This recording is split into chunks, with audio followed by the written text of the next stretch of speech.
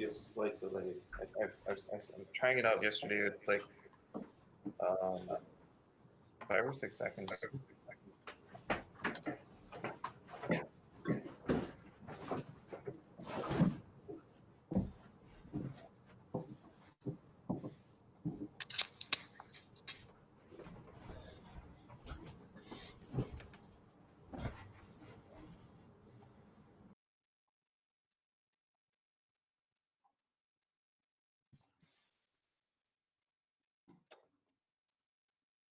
All right, looks like we're live.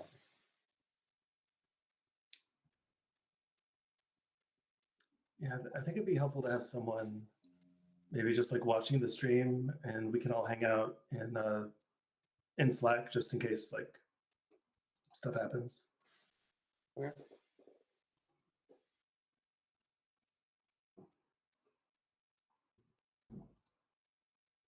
I mean, I think all we have to do is mute ourselves, right? Well, I should pin the top, so I'll be back. Oh, okay.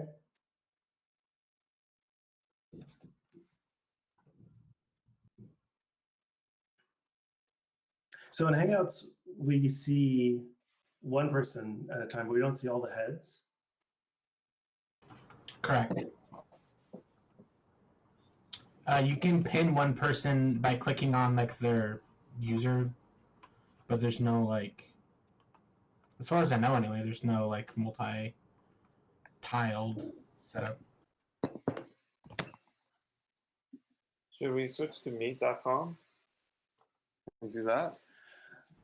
Yeah, if it's just us, we can probably control it a bit better. Okay.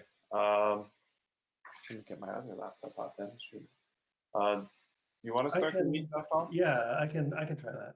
Okay, and then we'll just add it to the Slack, and we'll all join it. Why don't we just want to use Hangouts? Then we can get the tile view. I mean, so what do you guys think about that? Do we want like the view of everyone else, or Oh, we don't want to have everybody else on their server. Yeah, okay, that makes sense. Yeah. Cool. Yeah.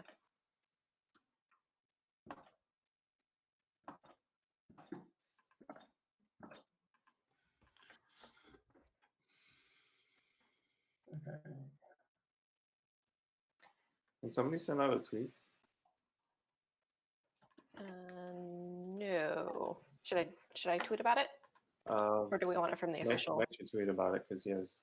Don't you have Twitter access, Mike? Not Michael. Mike. Other Mike. Yeah. I don't have it via tweet deck. Too many mics.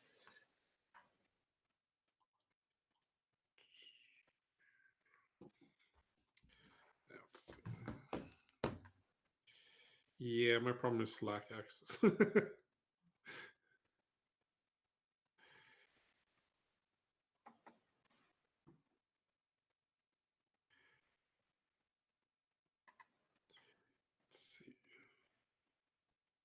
Oh yeah, I can. Oof, I can do it. Uh-oh, my stream. I think we're still streaming still, by the way. Yeah. Oh yeah, right. We are. We are.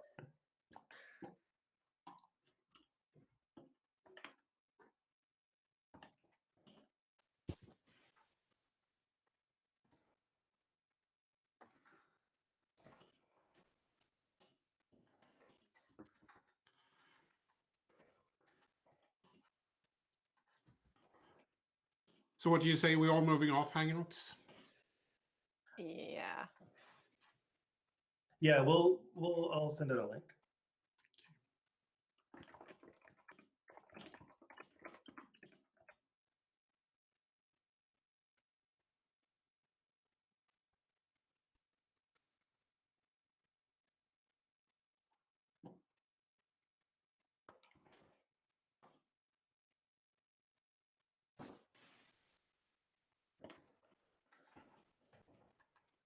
Please use keyframe frequency of 4 seconds or less.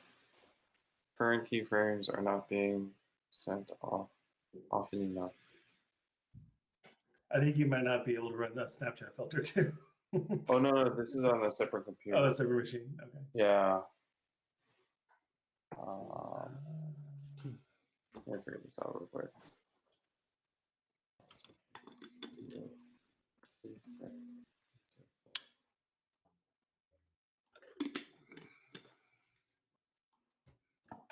Settings output.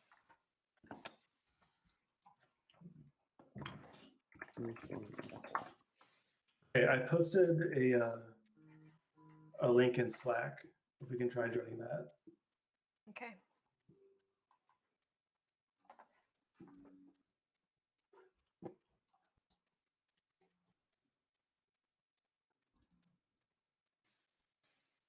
Should we move over there from here?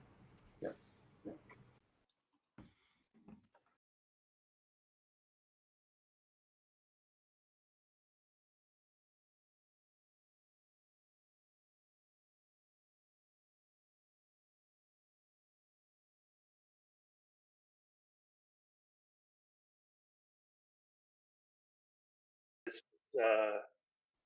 It like has layout options, like you can do the tile layout, like Zoom. Oh, Is it- nice. Yeah. It's also like the one we're gonna use every day, so we're kind of more familiar with it. Sure. Yeah.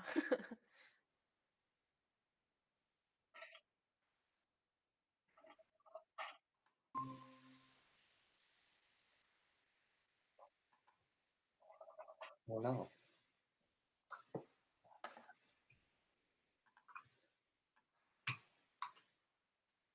No, it's not.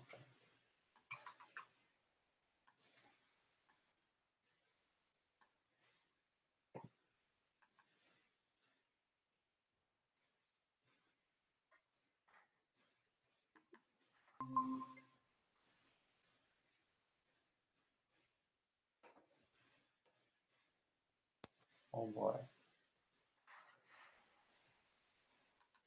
Should I mute that other Krignishina?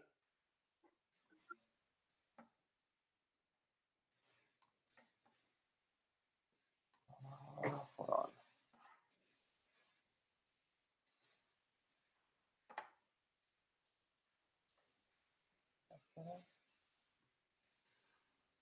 Hello, everyone. Hello. Oh, I'm really glad that you guys are managing this because if I were in charge of like doing the setup here, we would be just this wouldn't be happening. I would have given up a long time ago.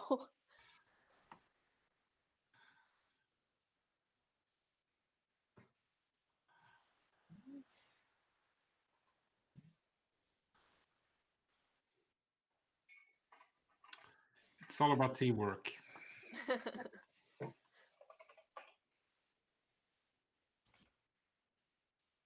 So,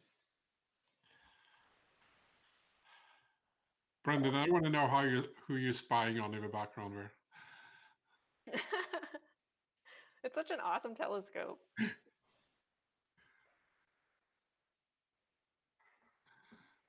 okay. my audio is kind of quiet. It's good. Okay. All right. How's my microphone? Does it need to be closer? No, it's good. Thanks.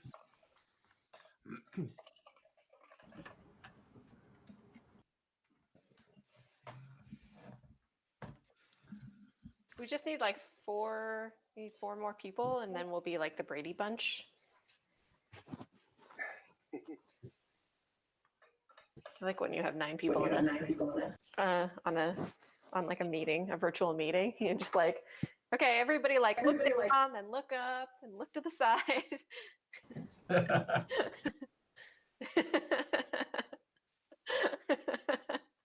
Yeah.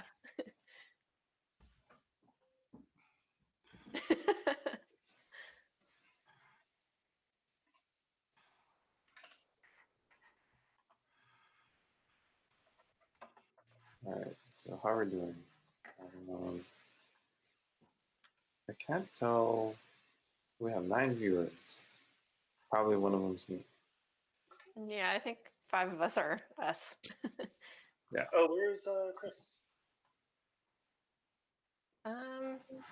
He said that he could do a longer talk earlier, but I haven't heard from him since. Should I ping him? Yeah. Yeah, it can't hurt.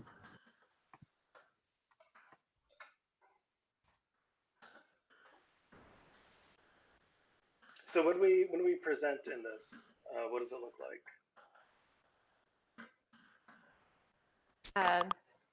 Want me to present? Yeah. Okay. Sure.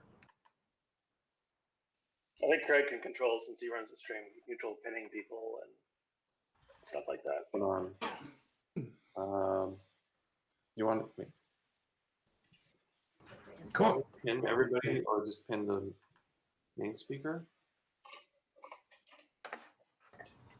Probably just pin the main speaker. Okay. Okay. Yeah, this looks good. I like this layout. Okay, we're not. Is it working? I can't see anything. You don't see it, Yeah. unfortunately. Okay. Okay. If you check the stream, if you have it up, you can see it working. Is the stream coming out all right? Yeah, it's just there's a really long delay, so I can't see the. Yeah, it's kind of quiet. Oh, there we go. We still see everybody else on the side, though. Is that cool? I actually kind of like that because I think that having other people there makes it feel a little more like a meetup. Yeah, I think you need more presence. Yeah. Yeah. Do you want me to make it louder? If you can, yeah, it was. I can up it a little bit. Yeah, because the volume coming through the stream is a bit quiet.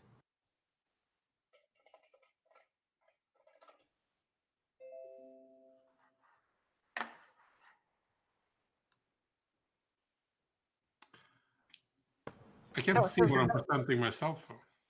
Can we present at the same time? That's interesting.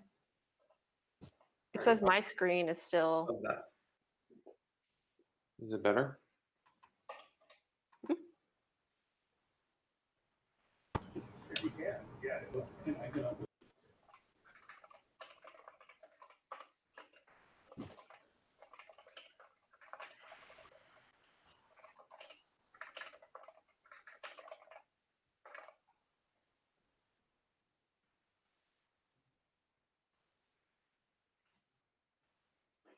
Still. Is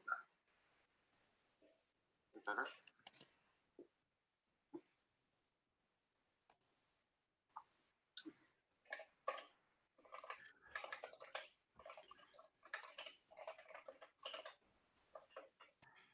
So I clicked on presenting a tab here. Can you still see the debug tab?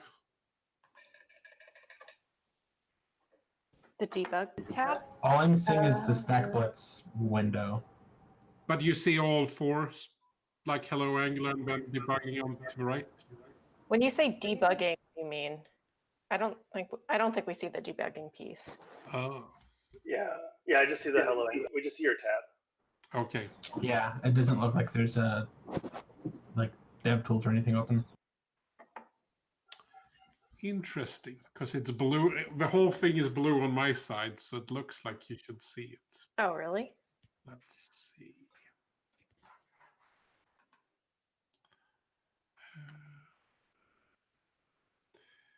It's a good thing that we're trying that. Let's window. Okay.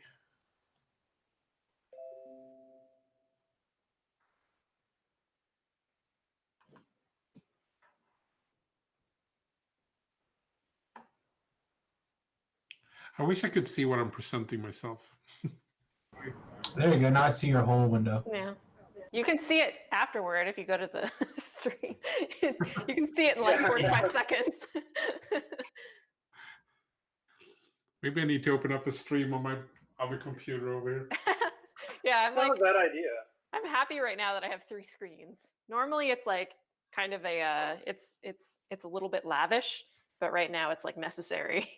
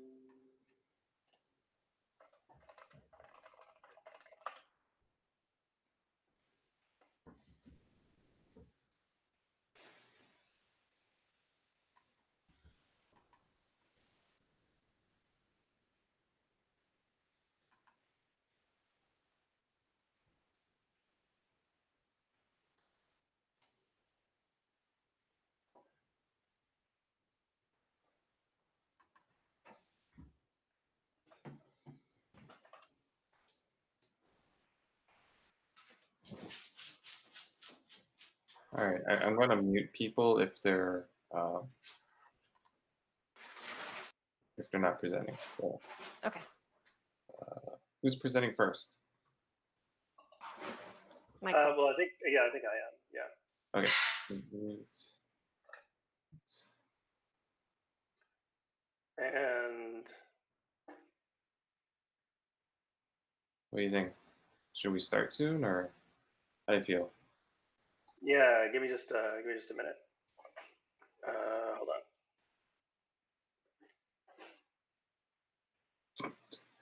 Wait, can I pin you first? There you go.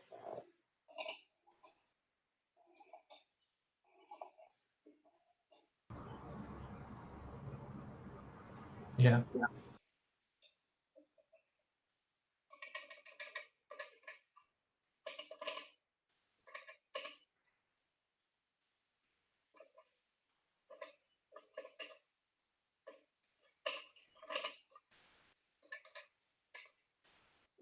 Okay.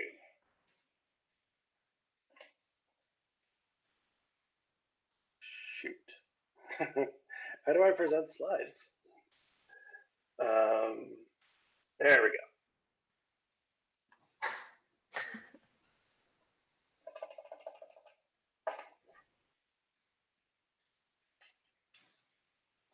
And I will.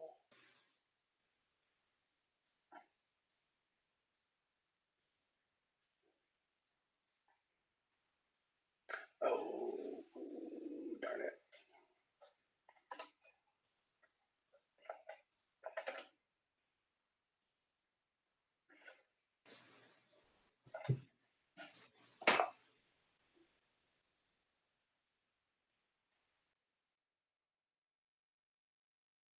I've not actually had to present slides. Well, yeah.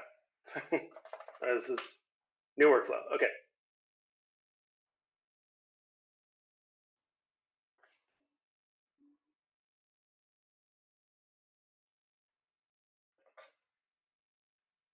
Okay, how's it look?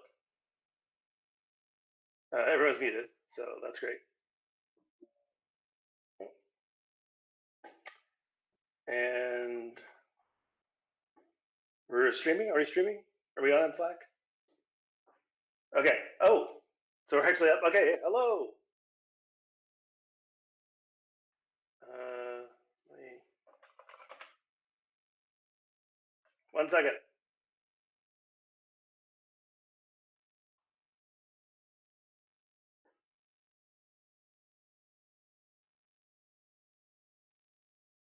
Oh yeah, we are very much live.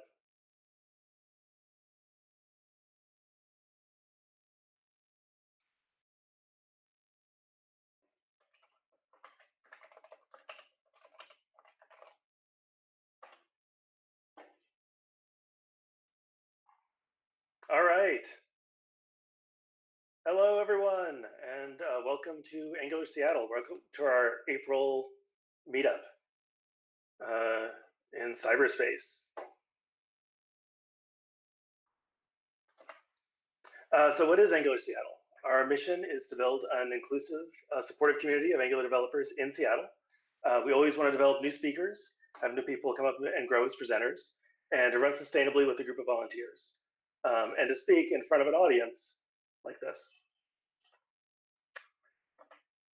This is our organizer community. These are the people who put together this event tonight.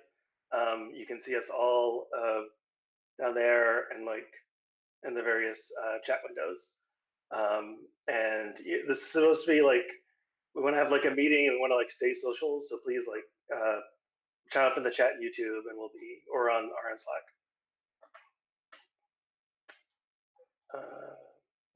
So yeah, we need volunteers. We always need new speakers, organizers, and mentors, and that's true even when we're all staying at home.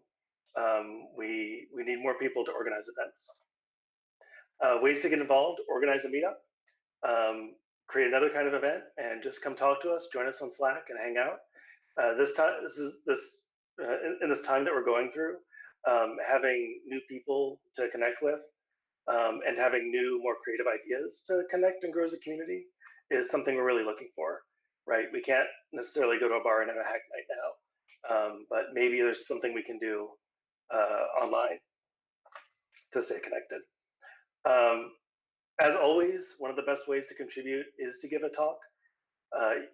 The best way to become an expert in something is to give a talk about it.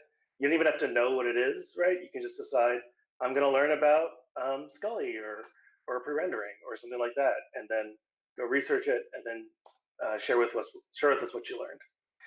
They don't need to be perfect, especially virtually. This is a great place to develop a talk and practice your speaking skills. So here are the submission links, and we have all of our past talks recorded on YouTube. Where are the meetups? They're online, like everything else, until further notice. We're practicing physical distancing, but we still need to be connected, right? It's not just social distancing. It's, you can't get the virus through YouTube streaming, fortunately, or through Zoom. So it's important to stay connected. Like I said, we're looking for new formats, new times, new ways to be interactive and connect as a community. And I think the first step in that is to join us in Slack. So I just wanted to include it twice. If you haven't, please join us in Slack. Please say hello. Please introduce yourself.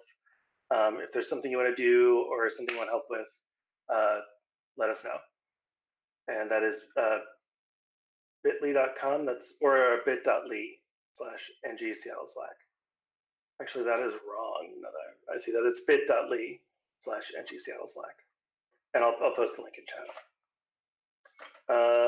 So the agenda, we're going to talk about some of the new debugging features that Ivy gives us with Mike.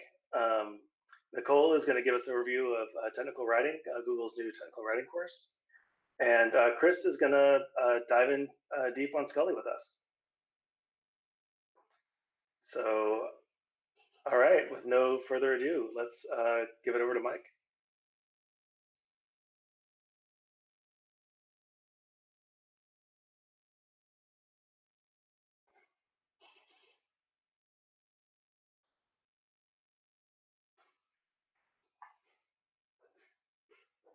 We can also just There. Okay. Great. You can all see my screen now, I hope. So for this demo of Angular Ivy, I'm just going to use StackBlitz so you can all try the same thing yourself or play along. So for StackBlitz here, just going to open up stackblitz.com. Well, I already did. And then create a new Angular project. And you can see it now starting up and downloading everything, and it's already up and running. A few seconds here. You can see here we are on Angular 9.1, but this one is not yet running in Ivy. So we're going to start with upgrading this project to Ivy. And you do that by clicking Settings and Enable Ivy.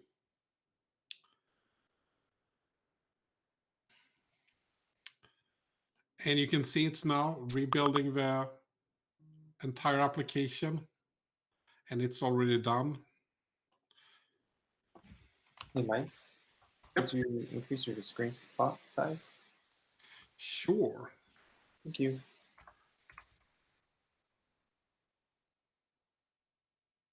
Let's try that.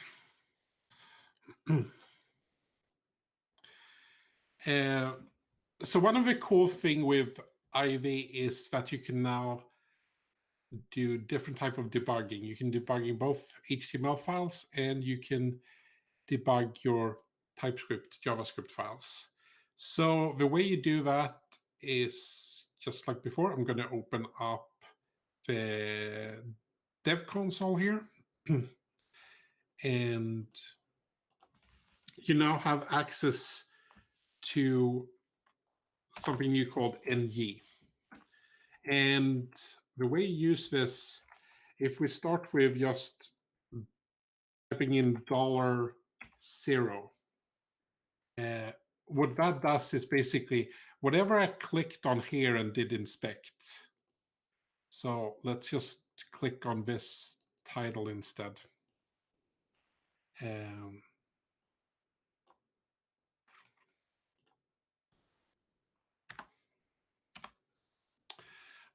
you can see that it now selected the header 1. So $0 is something you need to know. So how do we use that? So we type in ng and then get owning component. And then you pass in that element, which is $1. And you can see here, it now returned the hello component. So if we take a look at this product quickly. I'm gonna stop you real quick. Could you make your console a little bit bigger too?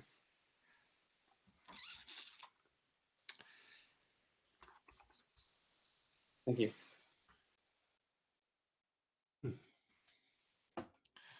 Running out of screen here, but that's fine.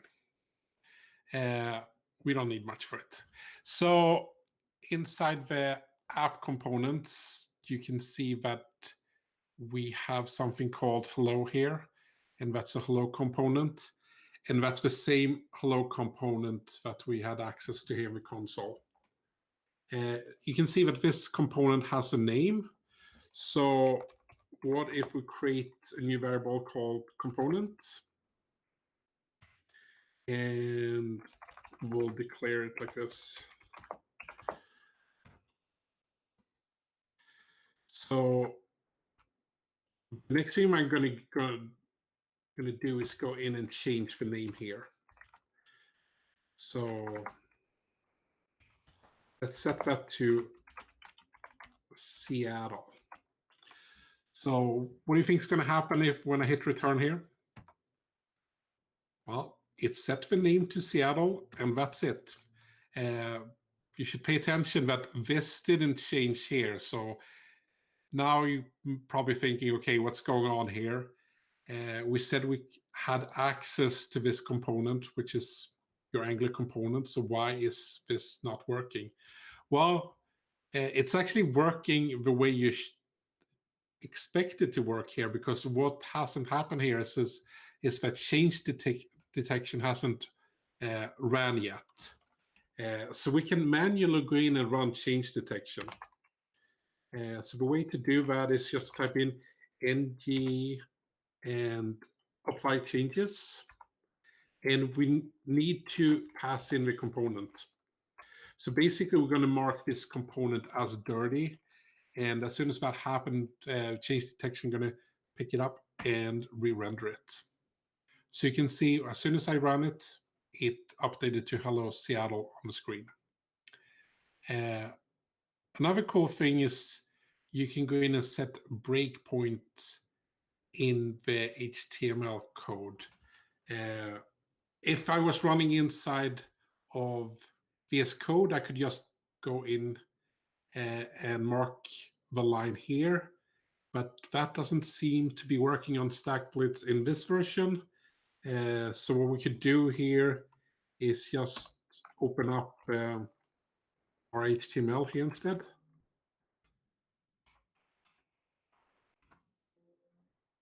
And just go in and mark this line here. So if we now go in and rerun this, so I'm going to do that by just updating the name here. You can see that it now rerun the application, and you can now see it hit this breakpoint here. So you can actually start stepping through the code from the HTML.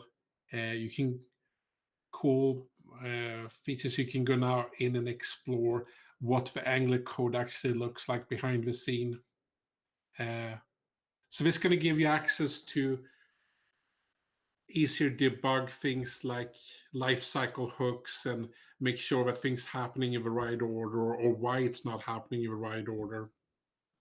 So anyway, this is just some cool things that you can do with Angular Ivy that you could never do before, at least not in a way that's this easy.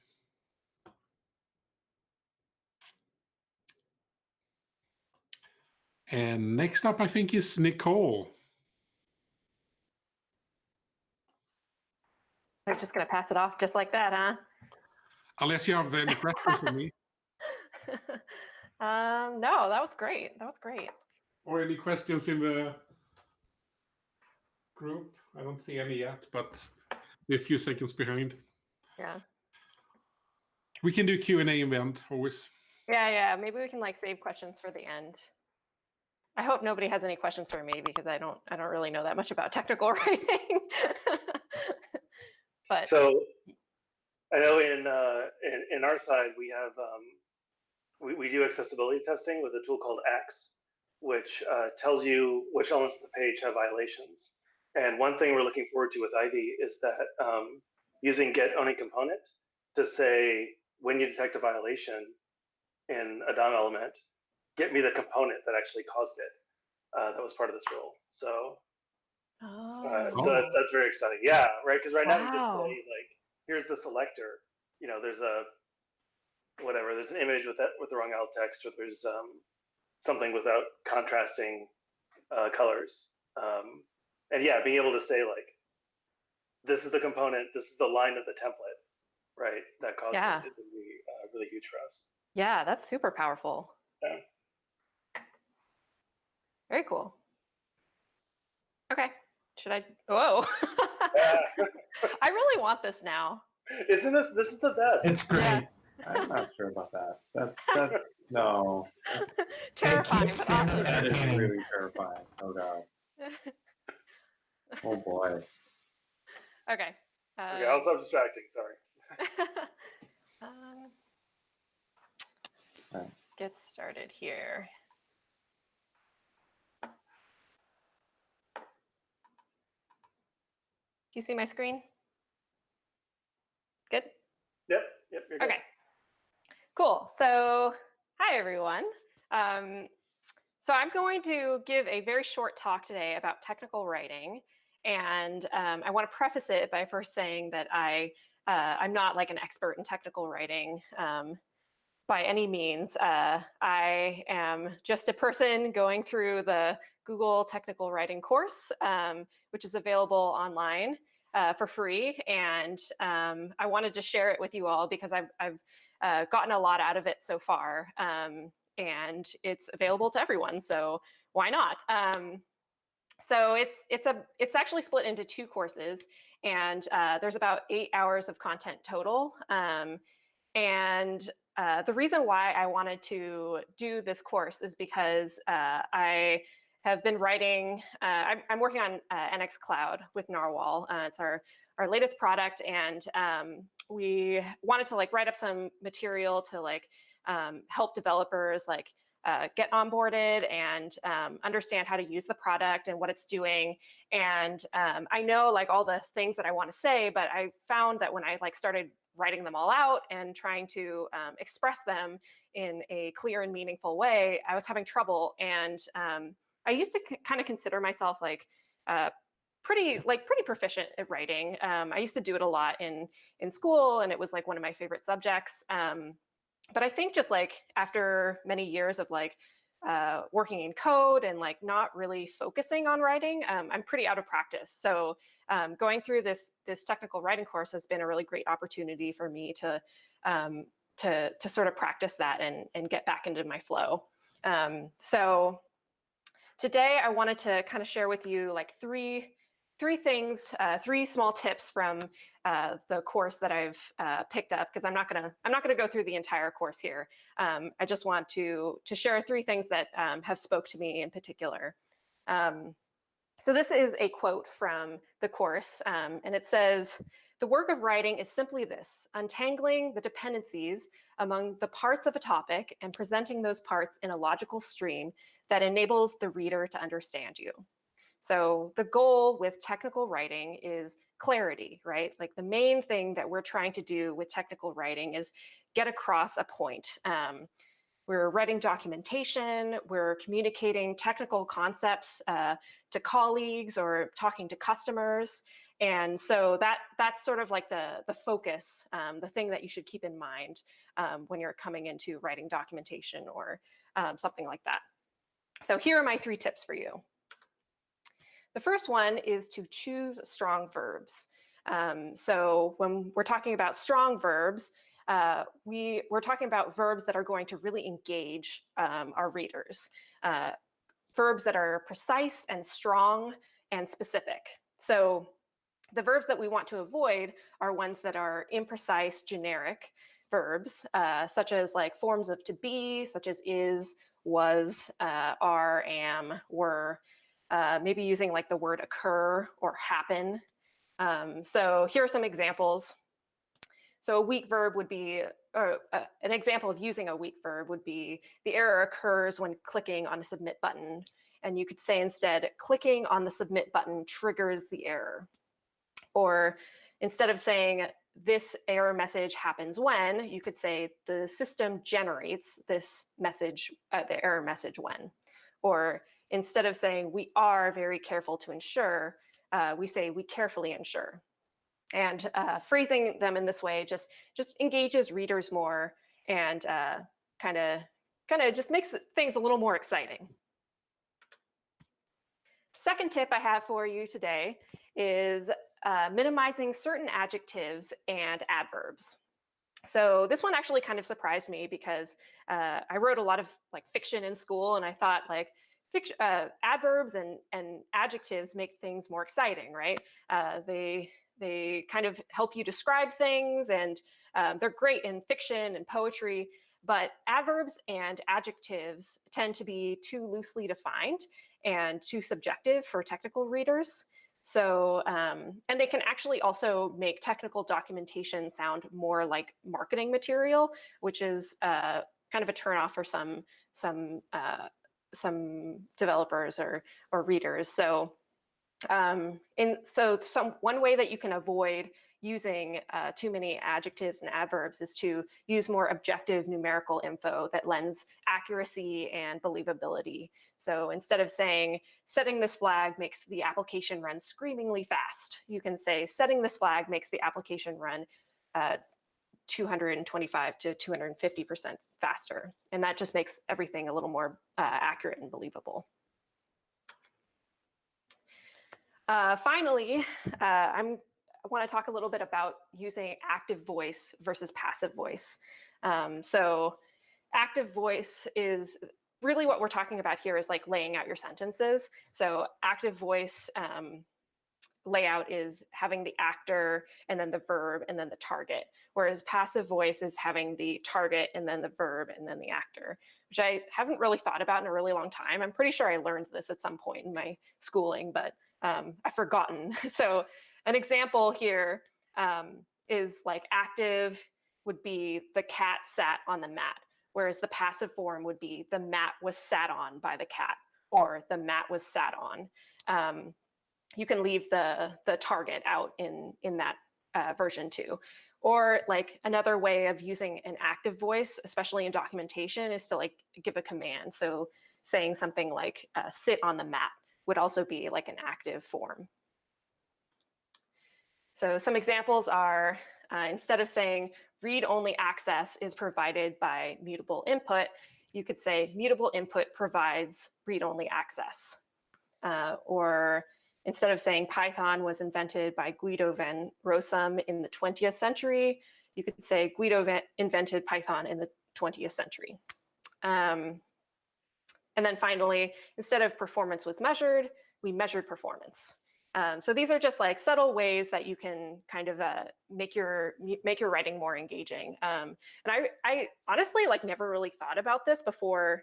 Like every time I write out documentation, I'm just like kind of writing stream of consciousness, and then I try and like clean it up a little bit and like make it more compact.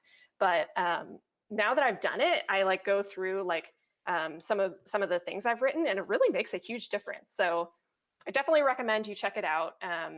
This is the link to the course, and yeah, hope you check it out and write better documentation. That's all I got. That's really cool. Has anyone used Grammarly? Like, I just realized. I've heard of it. I've heard of it. I've used it a couple of times, and it's been interesting to use. Does it like help you find active versus passive voice? Yeah, I think that's more like the features you kind of have to pay for like more the like phrasing your voice as opposed to just the straight up like grammar checking. It's been a while since I've used it. Like it could have changed, but I seem to remember like one of the tiers you can pay for is more like shaping your voice. Does it does it distinguish between different like different types of voices? I think so. I never used the paid version, so Okay. I mainly use it as a good like grammar checker and making sure that like Yeah. it's really helpful in like blog posts and stuff like that. But... Yeah, absolutely. I'll have to check that out. Yeah, I just looked around and there is a Google Doc add-on to help you catch passive voice, and I think I'm very gonna try cool. that out. Yeah. Yeah. Very cool.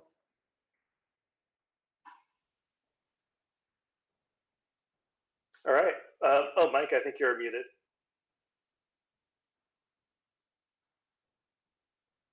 All those great jokes are going to waste. Now I was going to say, can we have some type of linting rules that check check our documents for passive voice? And just put warnings in, and I think that's $1 million product that you need to get started on. it shouldn't be that hard. The basic grammar rules there. You can I don't know. pick apart a sentence, and yeah. Internally, the Angular tutorial is you build a blog app, and one of the last things you do is you connect it to a service that does natural language processing and analyzes the sentiment of the post to see if it's like positive or negative. So I bet very cool. I bet there's something Yeah. like that. Yeah. All right. Well, next up we have Chris with Scully. I'm sorry, the active voice. Chris will be presenting Scully. Right. Thanks. Can Chris, you guys hear Chris me will all right? teach us everything else about Scully. Yes, we can hear you. Awesome. Sounds good. You're a little bit off to the side of your camera though. I guess we should like. Should I center myself better? Craig, can you pin Chris? Will that help? It's pen. Yeah, Oh, okay. Okay. There's the delay. Okay, never mind. Ignore me. all right. I'll wait till it goes full screen on the stream. Cool. There we go. So today I'm going to be talking about Scully. I want to pre-render, right? It's an X-Files reference. We have to make them. So who am I? I'm a full stack developer at Fresh Consulting.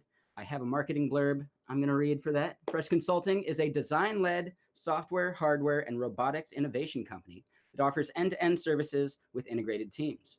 We design and build apps, websites, systems, products, and robots for our clients from strategy to execution. Our goal is to build experiences that help your company stay fresh. There we go. All right. So I'm also a coding streamer on Twitch. That's why I have this nice camera, this nice setup, and all this stuff. And I'm also a beanie connoisseur. I have dozens. So getting started, though, what are we going to be talking about? We're going to be talking about Scully. What is it? It's a static site generator for Angular. Now, if you're not sure what that actually means, here's some definitions, right? Static site generator, SSG, is pre-rendered deployable HTML files for each route. So every page has a corresponding HTML file, and the user sees that basically immediately once they've gotten the HTML file. Server-side rendering gives the user still like a full HTML file, but it's on the fly rendering when you're visiting the page. This is similar to Drupal or any like PHP style framework doing that stuff.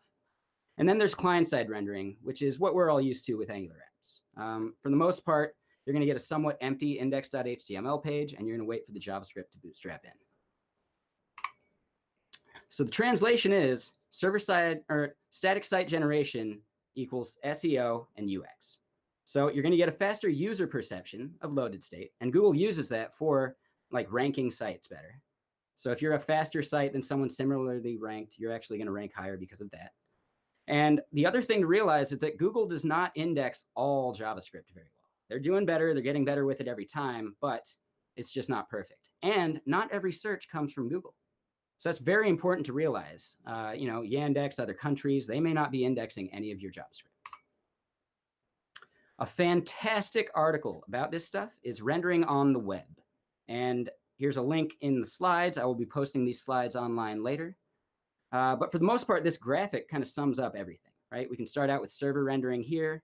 You know, that'd be, you know, Gmail, Hacker News, Drupal, WordPress, all sorts of stuff, right? You get a very slow time to first byte. But once you get that byte, you have the HTML that you need to basically show the user everything, right? So time to interactive and first contentful paint are the same thing, which is quite nice. When you go to the other side of things, client-side rendering, you realize that time to interactive is much higher than your first contentful paint because you're going to see something on the page. Might not be the full thing that you're expecting, but you're still going to see something, but you're not even going to be able to click the buttons or do anything, right? So there's a very big like gap between Angular apps and the usability of server rendering. So server-side rendering in the middle here, something like Next.js or Angular Universal, they kind of meet right there in the middle. They render sites on the fly. And then between those kind of sits client-side rendering with pre-rendering. And that's really what we're talking about today. So Scully pre-renders your sites to static HTML at build time. What this means is you can also deploy these things to S3 or whatever and pay pennies a month just for hosting. It's very nice. So that's the really nice part there. It does take a lot longer to generate these things. And yes, your JS bundle size increases quite a bit. But yeah, Gatsby, Scully, ViewPress, these are all some of the more popular client-side rendering with pre-rendering. So what that means is you get static rendering and then later the JavaScript comes in. Now, how does that work? And actually, I know I went over this. So TTI, time to interactive, FCP, first contentful paint. All of these words are defined in this article. So yeah, I would highly recommend giving this a Google if you get a chance and checking out the slides later. So how does Scully work? Well, it uses one thing called Guess.js. And I copied this from their site. It's libraries and tools for enabling machine learning-driven user experiences on the web. So basically, the way Guess.js works and some of the things it can do is it can look at maybe your analytics from Google Analytics and preload certain pages on the page that the user is on based on what they're most likely to click. That's pretty cool, right? Inside of Guess.js, there's some internal things to crawl Angular sites, to crawl JSX-based sites, and TSX-based sites. So theoretically, we could probably get the same kind of Scully thing going with React or Vue. And I think I've seen the makings of that in their repo on Scully right now, actually. So in those internals, you probably want to check out this link. I need to make this an actual link. Right now it's just text, but that's the source code of the Guess parser. So it kind of loads up the app and you can go read through what it's doing in there. I'm not going to get too deep into it, but for the most part, it's aware of how your Angular app is bundled and put together, and it's able to crawl your site and figure out where everything is. And that's important because we have things like async routing. Is it using Angular Universal to do any of this? The answer is no. Instead, it's using Puppeteer. So the idea is we take your site, we build it, it runs, and then Puppeteer loads it up and starts crawling it using Guess.js. So when we get the HTML out from Puppeteer to manipulate and pre-render and get the HTML files generated, we're able to get the actual Chrome reproduced version of it. So you're not going to have any weird rendering inconsistencies, things like that. And it's quite nice. You know, you just get a blob of HTML, you can put it into JS DOM and operate it on it. So what is the usage actually like? I was describing like the plugin process and how Scully works under the hood. But here, if you're just trying to use it and install it and have a blog and statically rendered site, it's pretty easy actually. So this right here, this installation command is using Angular, like the Angular CLI, and we're going to run ng-add Scully.io init. So what that does is it adds the dependency to our package JSON. It also adds some scripts. So it'll be able to run the Scully command, and you'll just be npm run Scully instead of having to memorize what they do, or instead of having to install it globally. And finally, it creates a default scully.yourapp.config file. So in there, it's going to store things based on maybe the blog posts and how to populate the routes for those, what types of plugins you need to use, things like that. Once you've done that, you might want to actually scaffold out a blog. So you're going to go run ng-generate Scully.io init::blog.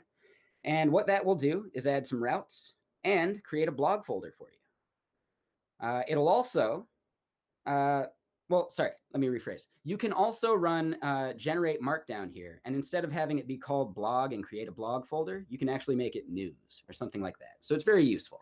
I do wish it went a little bit further. Like it doesn't generate an index page for you, which would be kind of cool.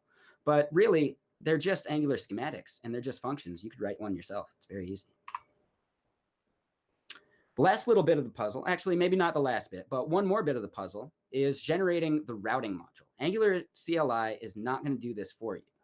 So you want to make sure you have your home routing module, and you're going to go then import that into your main route module. So remember, we're doing load children here and we're doing import. What this allows us to do is per route bundling, and that's really powerful. So you get only the JavaScript you need per route. Now, actually consuming and using some of these routes that we generated and all that stuff, how do I actually like show some of these blog posts on my page? Well, they have a service that you're going to consume, and you're going to import it from this ng-lib library. And inside of that, you're just going to subscribe to this .links. Keep in mind, this is a single observable. It's a cold observable. You're going to request it, get a value back once, and then it's done. So it's like an HTTP request. In that regard, you're not really expecting this to change because this was all determined at build time anyway. So you don't need this to be a hot observable. Lastly, you're going to build the thing. You're going to run the Angular build first because we have to have the app built to actually like crawl it with Puppeteer. And then after that, you're going to run Scully, and it's going to do its magic. One of the useful bits to determining whether you're in Scully or you're in the browser is they expose some utility functions like is Scully running? There's another called is Scully generated? Based on those, you're going to flip-flop between either showing or not showing something to the user at runtime or in the HTML at compile time. So this might be used to maybe do an image placeholder or something like that. And that's maybe a little bit of alluding to something I'll show you later that I've been working on for the past couple weeks. But there is one thing to think about. So if you're doing a whole bunch of is Scully running or is Scully generated stuff, you're probably going to want to double check and think, could I abstract this to a custom plugin? Doing that is going to save you a whole lot of code reuse, and you're going to be able to maybe reuse it in other projects later too. So I try to use the rule of threes. If I do something similar with the is Scully running check in 3 places or 3 files, let's maybe abstract that to a plugin or something. Now let's look at some of the plugins that are available. I made these slides like 2 weeks ago before I worked on the plugin I've been working on. So we're not going to talk about that till later. But first off, let's look at what the types of plugins are. So there's router, render, and file handler plugins. The router plugins are if you say have user/user ID, right? Scully and Puppeteer and your entire app are going to have no idea how deep this list of numbers could go, right? How many users you have, things like that. So you're going to wire up a router plugin. And in that router plugin, all you're going to do is either maybe hard code some routes. Right here, I might have examples/example type. This is actually a snippet of code I'm using in some stuff we'll see later. But yeah, here it could be as simple as hard-coded stuff, or it could be an HTTP request to grab the list of IDs and populate this array dynamically. You can do all sorts of stuff. And then finally, we just make sure we can add a validator for the config, and we register the plugin. This right here is going to go into your Scully config file, just right on in there. The next little bit is render plugins. So render plugin is used to transform the rendered HTML. Like maybe adding a missing title attribute or image lazy loading, which we'll get into later. But for the most part, just think of it as I need to do some jQuery type logic so that the user sees something preloaded, and then later we can bootstrap it in. Maybe SEO needs to see it, things like that. Last but not least, we have file handler plugins. So the ones that they have already are Markdown file plugins, a CSV plugin, and an ASCII doc plugin. This is just to read in non-JS file types, parse them, and turn them into HTML for later. That way we can, render it out to the user and make it nice and pretty. One of the plugins that's currently out there, a good example of a render plugin, is this Lazy Images plugin. He's mainly just using intersection observer and just some fetches, not really doing too much as far as like image processing or any of that stuff goes, but it's still quite useful. There's also the Markdown plugin. This is one of their official ones, but it's probably the most useful one as far as the file handlers go. Because yeah, I like Markdown. It's the best way, I think, to make blog posts and things like that. You do get to use front matter for metadata. You can also add HTML in there as you like, and it'll be just populated through as HTML. One thing I've realized is you cannot wire up Angular components in there yet. So I do think that would be useful in the future. Some other plugins you might be using at some point, JSON. This is to fetch some of that remote data at build time. So not necessarily for the render or the router plugin that we talked about earlier, but maybe you just want to have some extra metadata you throw into the page at build time. You can just do that, nice and easy. Maybe like the time it took to build. That could even work. The time it's, like server latencies, things like that. Another is ignoring certain routes, right? You might actually just want to not have a certain blog post render until you're done with it, but you still want to have it in the repo. So yeah, you can make that ignored and not shown at all. And I think one of the cooler ones here is you can generate your sitemap.xml. I really don't ever want to have to do that by hand. So tools that do that for me are awesome. So now let's talk about deployment. What does that look like? Well, for the most part, it's going to work anywhere that static assets work. I'm currently running into a weird issue with GH pages and the base href. I think it's just something I'm doing wrong. So I'll fix that. But for the most part, yeah, Netlify, Firebase hosting, GH pages, AWS Amplify, and AWS S3 CloudFront. Any of these things are going to work fine. And really, like S3 CloudFront, you're going to be paying pennies a month. So awesome. And I will point out, for the GH pages thing, I've had it working with other projects. I'm simply describing a current project I have that has some href issues. So now, shameless plug, I made the GitHub action for publishing a Scully site. I definitely just forked this right here, the Gatsby version, and I just like changed a couple of the things to make it like Scully specific. But it's right there, you can use it, and it's pretty awesome. And they've even like called it out in the README, which I'm really happy about. So now it's demo time, right? We've kind of talked about it. We've looked at it. What's going on here? So I'm going to refresh this page first, and we're going to go look at it. We can go look at the page source first and see, yep, just a whole bunch of HTML blob nonsense. This looks a lot different than any other Angular site you're going to look at just by doing a view page source. You can inspect element and see stuff, but that's populated in at runtime. This is at compile time. And if we even look, we can see a whole bunch of like images preloaded. Ooh, Hey, Chris. what is that for? What's up? Can I interrupt you? I just want to say, I don't know if it's just my screen, but everything's like very blurry. So you might want to like turn up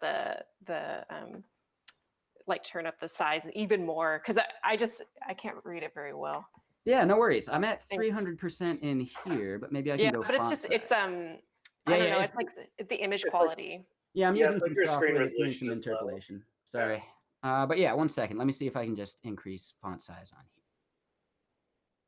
But I mean, really, all you're seeing is just a blob of HTML that you would not see in a normal, Angular app. That's what I was mainly getting at here. So yes, let me go zoom in here though. So yeah, we get this statically rendered site, and you might think, hold on. Now I've done this before with Angular Universal. Let's make sure this still works. Let's go to settings and turn off JavaScript. We do that. Oh, I was looking at the wrong tab. Sorry. So we go in here to settings and we turn off JavaScript, and it's going to work just fine. So we refresh the page and boom, nothing even happened because it loads that fast. We're local right now instead of deployed. That's also part of that. Oh, that was the wrong button. So I mentioned that whole image thing, right? Let me get that going again. Let me get the JavaScript on because we need that to show what I'm going to show. Now that we've refreshed and we have JavaScript on the page, we can go down and look and see Bam, look at that. So here I have some components that I will be releasing as soon as I can, but I've got some issues to work out first. But we've got a similar thing to what you might be used to in Gatsby. We load up a simple placeholder, and if I go in and inspect element on it and remove that blur, we can see that it's just, oh, I gotta do the WebKit blur too. We can see it's just a super tiny version of the same image that we just expanded out and then threw a CSS blur on. So that's a very common technique for previewing images, but it shows us the power of what we can do with a tiny, tiny asset. It is only 42 pixels wide, right? And if we compare that size, I think it's something like, oh man, like 5 KB. Let's look at some of these. Ooh, Chrome shows them. This one doesn't. Interesting. Okay, so no big deal. We'll move on. The next step, let's look at one of the other ones. This is a traced SVG version. So we're using PO trace to trace the image at build time, similar to what you'll see in Gatsby image. And yeah, we can just refresh the page. Actually, we've got some issues with the page refresh. Sorry. We can refresh the page on the live preview right now and show you it working in real time at full size. So we refresh. We have this asset. Later, the full-size image gets fetched at runtime, and then as that's loaded and finally loaded, we show it to the user and fade it in.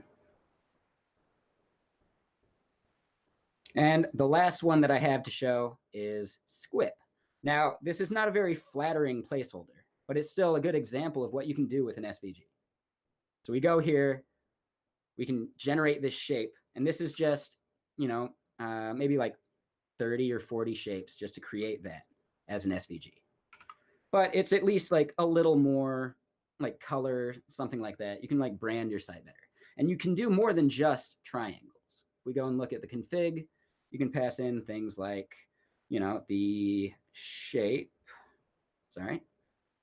Yeah, so the number of steps, the shapes, the shape type, triangle is the default, things like that. So I made this plugin and it was actually pretty easy. A lot of the stuff that I was trying to do was, let me just replace the source of the image at build time with the data URI that's optimized. And then at runtime, load something from a thing they call the transfer state. So the idea of transfer state is you're going to make some changes to the page, but you want to propagate it from build time to the runtime, right? Remember, we built Angular in a certain way. Once it loads in, it's going to render the templates and everything it sees as it expected them at compile time. So when we're at runtime, if we had anything different from our Scullified HTML, we have to make Angular aware of that through the transfer state. And that's just a little script tag that they throw into the window on your HTML page, and then they have a service for you to consume it. So let's go back to the slides. I'd say that was a success, right? Yeah. Applause, applause. Yeah. So next, let's go into some extras. So if you want to make some custom schematics, it's actually really easy. All you want to do really is maybe go check out their custom ones first. Looking at their blog schematic or their markdown one will really show you how simple it is. All you do is create your template files, render them in using a templating syntax, and you can just fill in and create files for the user. So if you want to make a blog that has an index file, you can do it. So yeah, that's pretty fun too. If you want to do stuff other than Markdown, there's the ASCII doc thing.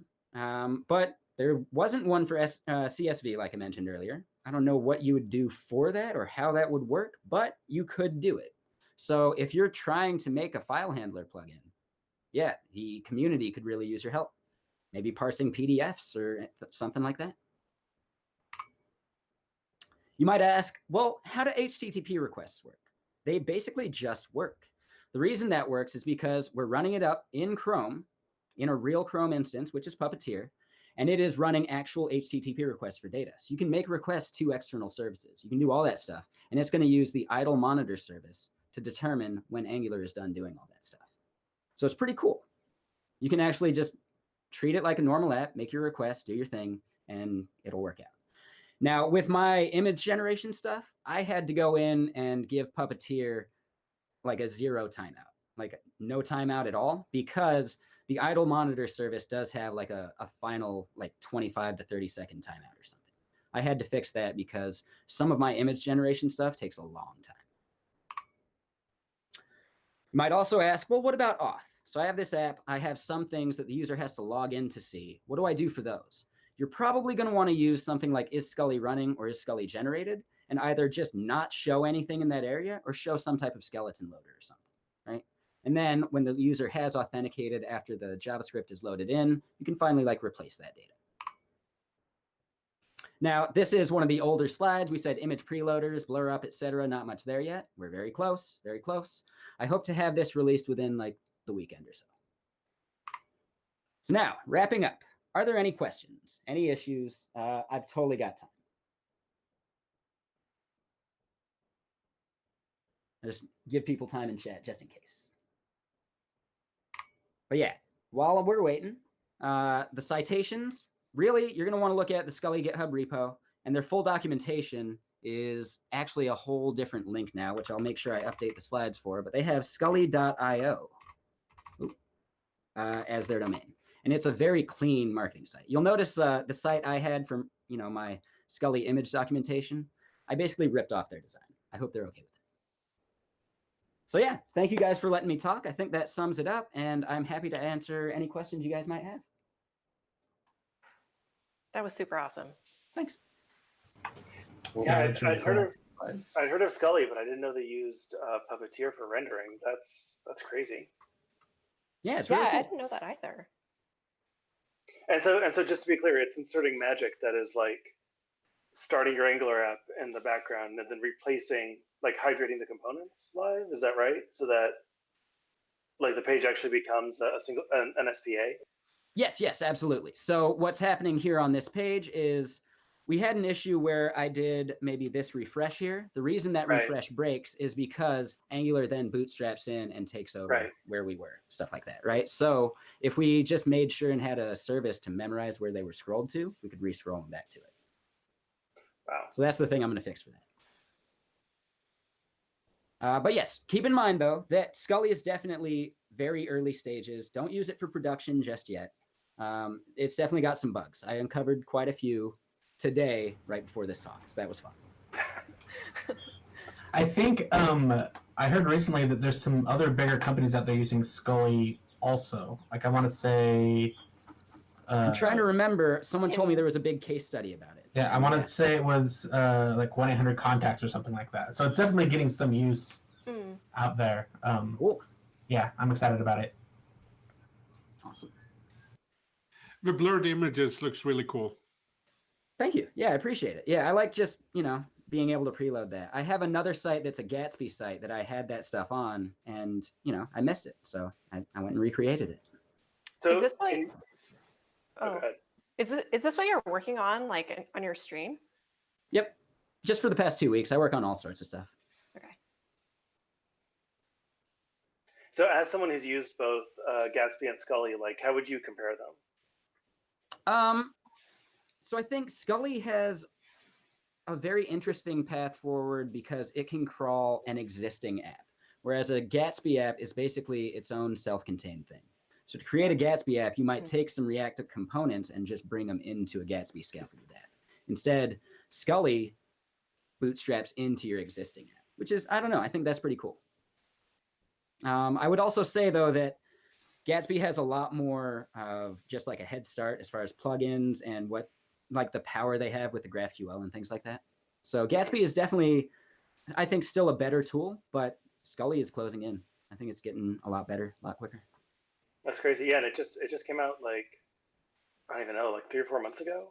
Yeah, I think the announcement was February or something like that. Yeah. Yeah, it was like beginning of the year. Wow. Yeah, it's pretty impressive. All right. I wonder if the rendering is bad just because of internet connectivity right now. I think my rendering is bad because it's some software I'm using. I had some issues where like my screen was like flipped and all sorts of stuff. And I'm using some like third-party software to flip that. Yeah, Chris, your video looks really high resolution, but your screen looks lower resolution. So I think it's definitely the screen. Yeah. Okay. Yeah, I'll have to look into that then. Will you have the slides available? Yes, I'll be putting the links to the slides up on the meetup page. Cool. Nice. All right. Well, thanks. Yeah, thank That was you. great. Yeah. Yeah. Thanks everyone for watching too. First stream. Yay. Yeah. First streaming meetup. Thanks everyone who tuned in and hung out with us. Once again, please join us in Slack or connect with us on Twitter and let us know if there's more ways you'd like to get together events like this. Yeah, definitely. Very cool. Cool. Thanks everyone. Bye. Thanks for all the presenters. Bye. Thank you. Thanks, Chris. Bye. Bye. Bye.